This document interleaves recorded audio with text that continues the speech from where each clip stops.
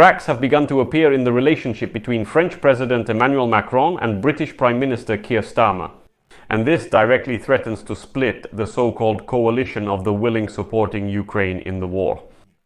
This coalition shaped the agenda of supporting Ukraine from the start of Donald Trump's United States presidency.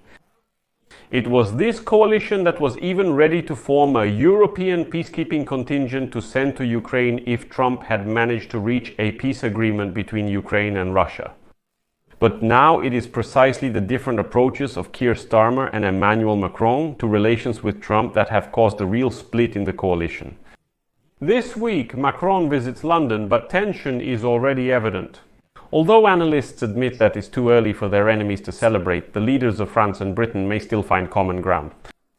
I'm Alexei Pecci. Today is July 7th. Let's go through everything step by step and break down this topic. Before we start, please subscribe to the channel, like the video, leave a comment, and subscribe to my Telegram channel, Pecci News, linked in the description. So, Politico provides an in-depth analysis of the relationship between the leaders of France and Britain. And as the publication writes, Keir Starmer and Emmanuel Macron have come a long way in improving relations between their two countries. But someone else has stood in their way. And this week Macron will visit the United Kingdom, and this is an important, even historic moment, because it is the first full state visit granted to a French president since Nicolas Sarkozy in 2008. And I would like to remind you that since then, since 2008, there has been open hostility between London and Paris. The relationship has been very strained for over 15 years, possibly close to 20. There were some periods of warming, but mostly it was colder. But the relationship between Macron and Starmer has become warmer since Starmer took the reins at Downing Street. And the British Prime Minister is seeking to ease the long-standing tensions between the United Kingdom and France, as well as with the European Union as a whole. This meeting between Macron and Starmer this week promises a lot: closer cooperation in defense, a new agreement on regulating migration flows across the English Channel, and progress in nuclear cooperation. Not to mention the stay of the President of France and the First Lady at King Charles's Windsor Castle. But, as they say, there's the public side, and there are clear signs that barely noticeable cracks have started to appear in the friendly relationship. And the reason for that is someone else, and that someone else is the American President, Donald Trump. London and Paris have so far closely coordinated their actions to try to keep Donald Trump involved in the peace negotiations on Ukraine.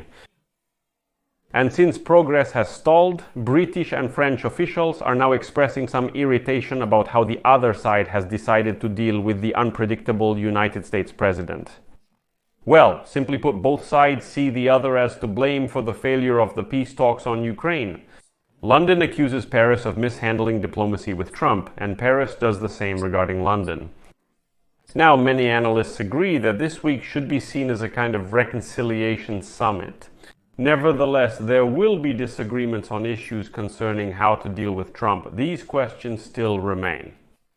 The fact is, the British Prime Minister is much more cautious when it comes to relations with the White House. But Macron can afford to be blunt and even disagree with Trump's team. In particular, Macron, for example, has shown a greater willingness to undermine Trump's position by kidnapping Greenland as a sign of solidarity. He openly stated that he came to demonstrate the European Union's continued support for Greenland. Despite the fact that Trump had his eye on this territory, for Trump it was a humiliating blow. At least that's how he saw it. Then in June, Macron stated that Trump left the summit in Canada early to negotiate a ceasefire between Israel and Iran. After that, Trump was furious and lashed out at Macron with criticism because Macron beat him to making that statement. As for Keir Starmer, he is quite cheerful in public and calm with Trump. And even when Trump shamelessly dropped the trade agreement on the ground right there at the summit, and Starmer, silently smiling, bent down, picked up those sheets of paper and pretended as if nothing had happened. Although many considered it even humiliating, saying that Trump scattered those papers and Starmer picked them up. In addition, it is believed that Macron is dissatisfied with the agreement reached between Starmer and Trump to ease United States tariffs on British goods, while France is still subject to the sanctions imposed by Trump on the European Union. Macron is now demanding that Starmer present a united European front against Trump's tariffs rather than signing separate agreements with him. Moreover, officials from Macron's Renaissance Party have gone even further. They stated that the British have created the impression that they are ready to sell their soul for a deal with Washington. This even led Europeans to conclude that the British might not be sincere in negotiations with the European Union. And in Paris, London was accused of the British being too submissive to Washington. But even more seriously, there are also hints of tension in the attempts by this pair, Keir Starmer and Emmanuel Macron, to maintain ceasefire negotiations in Ukraine. As Politico writes today, two French officials admitted that the coalition of the willing lacks direction. And they suggested that part of the problem lies in the importance the United Kingdom attaches to security guarantees from the United States, which have not yet been implemented and are unlikely to be implemented. But Keir Starmer continues to believe that the United States will eventually provide some security guarantees to Ukraine or to European troops that will be stationed on Ukrainian territory. And to dispel such concerns, Starmer's team has already scheduled a meeting of the coalition of the willing. During Macron's visit, Zelensky confirmed today that yes, there will be such a meeting of this coalition. In turn, some in London accuse Macron of only caring about his legacy in his international positions, since his time in power is already coming to an end. One official familiar with the Iran negotiations said that Macron tried to present himself as a peacemaker during these talks, claiming that only Macron was not quick to condemn Iran and even pressured Israel. There are also smaller points of tension regarding the fishing deal secured by the French during the United Kingdom-European Union reset talks, and the difference in approach to illegal crossings of the English Channel. And while the embattled United Kingdom government consistently insists on tougher measures from France, France sees this as a broader European issue, not just a bilateral one. He says, listen, we can't make a deal with you unilaterally, you need to negotiate with the entire European Union.